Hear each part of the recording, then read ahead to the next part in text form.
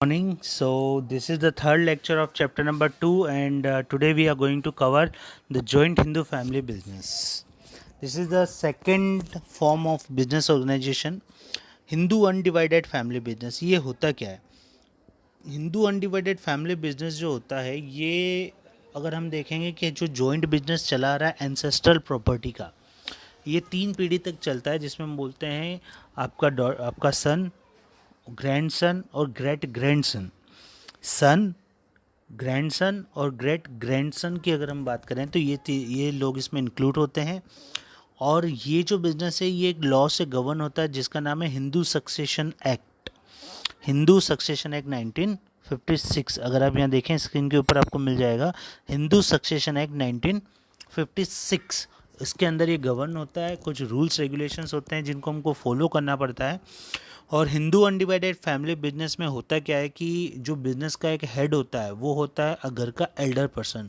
Generally अगर हम बात करें फैमिलीज़ के केस में, तो फैमिलीज़ के केस में आपके फादर जो होते हैं वो पर्टिकुलर उस बिजनेस के क्या होते हैं, हेड होते हैं। Father is the head of the business, ठीक है। तो इसको हम बोलते हैं हिंदू अनडिवाइडेड फैमिली बिजनेस। और बाकी जितने भी लोग हैं वो आपके को पार्टनर्स कहलाएंगे। Father is known as head, head को हम बोलते हैं कर्ता, हेड को क्या बोलते हैं, कर्ता।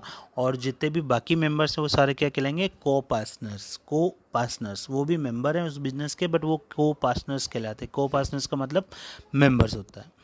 अब आगे हम लोग बात करते हैं यहाँ पे जो HUF होता है, हिंदू अनडिवाइडेड फैमिली बिजनेस होता है, उसके अंदर 2 टाइप का सिस्टम चलता है जिसको हम बोलते हैं मीठा अक्षरा, और एक होता है दया भागा सिस्टम, है ना। 2 टाइप का सिस्टम चलता है जिसका नाम है मीठा अक्षरा सिस्टम एंड दया भागा सिस्टम।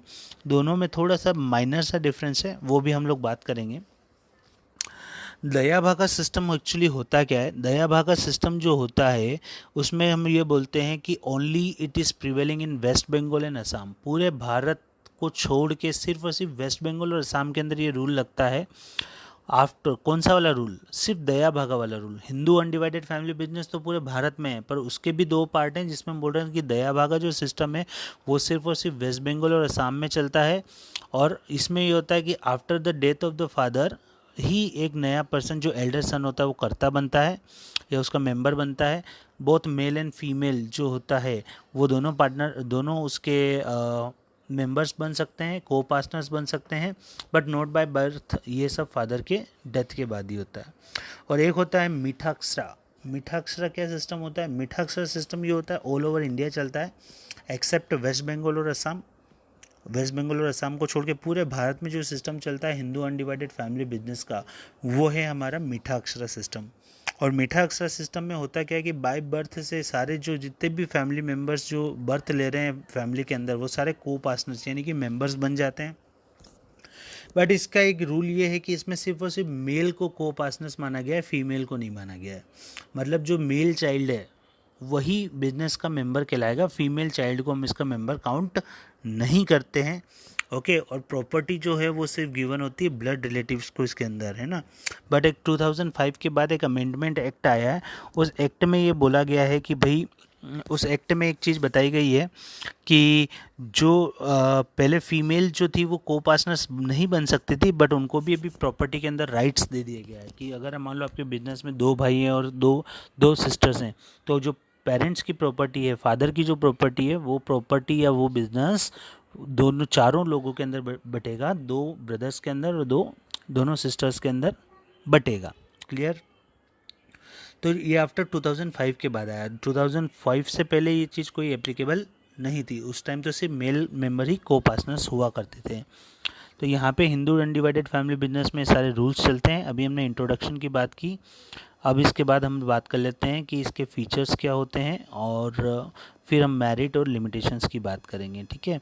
अब आ जाते हैं हम लोग इसके अंदर फीचर्स के अंदर।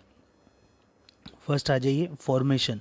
हिंदू अनडिवाइडेड फैमिली बिजनेस जो होता है इसका रजिस्ट्रेशन कंपलसरी होता है और इसको हम रजिस्ट्रेशन करवाते हैं हिंदू सक्सेशन एक्ट 1956 के अंदर इसका रजिस्ट्रेशन होता है।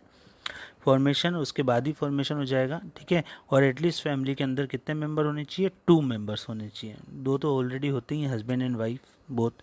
लाइबिलिटी जो होता है, कर्ता की जो लाइबिलिटी होती है वो अनलिमिटेड होती है और बाकी सारे मेंबर्स यानी कि को पार्टनर्स की लाइबिलिटी जो होती है वो लिमिटेड होती है।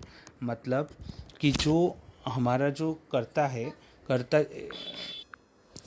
ओके, सो लाइबिलिटी क्या होती है, को पार्टनर्स की जो लाइबिलिटी होती है वो अनलिमिटेड होती है और कर्ता की लाइबिलिटी अनलिमिटेड होगी, ठीक है।